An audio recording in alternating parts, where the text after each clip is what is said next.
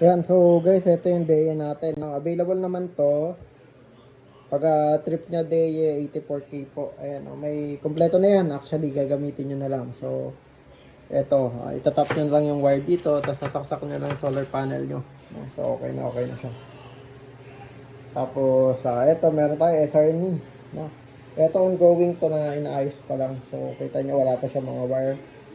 Inaano pa lang, binibuild pa lang yan. Yan, wala pa siya mga wire doon. No? Yan, tapos ito, yung snap natin na 3 kilowatt ongoing din. Ayan, so sooner or later mag-i-available na to 3 kilowatt na 24 volt setup. Tapos itong malaking frame para sa ano yan, para dun sa ano natin yan, yung isang inverter na yan, 8 kilowatt. Ito guys, available yan ha, available 84K dun sa 6 kilowatt natin na day eh. Straight FEO yan na ano, na mga breakers, no. So, kung gusto niyo pa-install, PM lang. Ayan, no, branded po yan. Okay, yan, FEO, FEO. Yan, FEO, puro FEO yan. Yan, FEO. Tanyo, kasi ito, dito yan, para, yan. Pang ano siya, letter T, yan, pang cover. Yan, straight FEO yan. Tapos yan, pilot light niya. Tapos ito yung kanyang diagram. Ayan. Malagay na rin city sensor para. Ayan.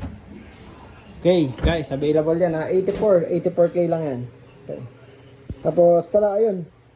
Battery na yan. Available yan. So, canceled project yan. Ano to eh. Gotion na 324AH, no? So, 16 peraso yan. Binabalance pa lang yan actually. Tapos hindi na tayo tutuloy sa project na yan. So binibenta na lang yan 4,500 each. Pero sold as set siya. Pero kung gusto niya rin ipabuo, andito na rin yung BMS niyan. Ito yung BMS niya, JK BMS. Yan.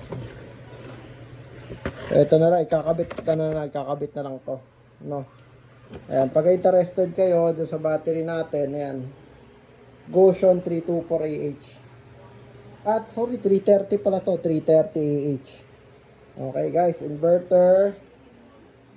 Yan, tapos may battery.